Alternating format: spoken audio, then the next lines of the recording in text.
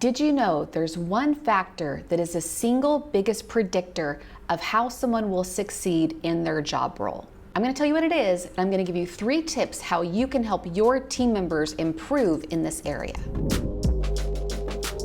Here's the single biggest determining factor of how someone performs in their job. It's their emotional intelligence quotient. But why is that? And what can you do about it? Stephen Covey said, "Research shows convincingly that EQ is more important than IQ in almost every role, and many times more important in leadership roles." See, people are not purely logical.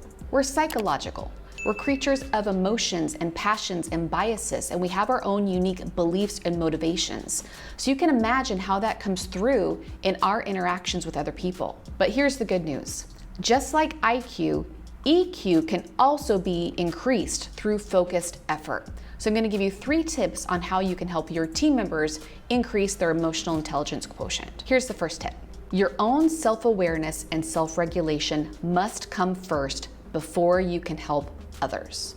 So how are you handling stressful situations? Are you feeling a burnout? If so, I guarantee you it shows even if you think it doesn't. And consider, how is your relationship with each individual person on your team right now? Do you already have a foundation of trust and respect? Here's the second tip for you. Allow failures and mistakes to be learning experiences rather than disasters. If an employee feels the need to operate in self-preservation mode, not only will they not go above and beyond and give that additional thought and effort to their job role, but they'll feel a need to protect themselves. And they'll be looking out for their own protection rather than for the good of the team. Here's the third tip for you. Put them in a position to share their ideas or feedback with others. Now, here's where you as a leader can really invest some effort into helping them get good at this. So you can help them prepare by asking them a few questions. For example, ask them things like, how can you present this idea in a way that others on the team will be most receptive to it? Or encourage them. Put yourself in the position of the other person, the other department or the customer.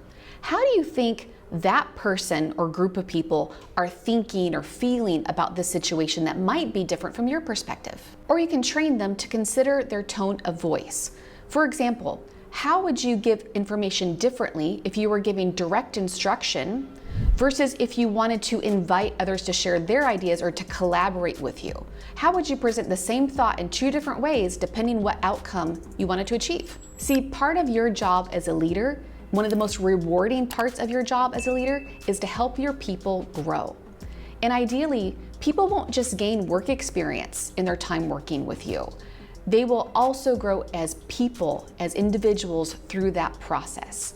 So taking the time to help people to increase their emotional intelligence is one of the greatest gifts that you can give both to them and to your own business. Thanks for watching.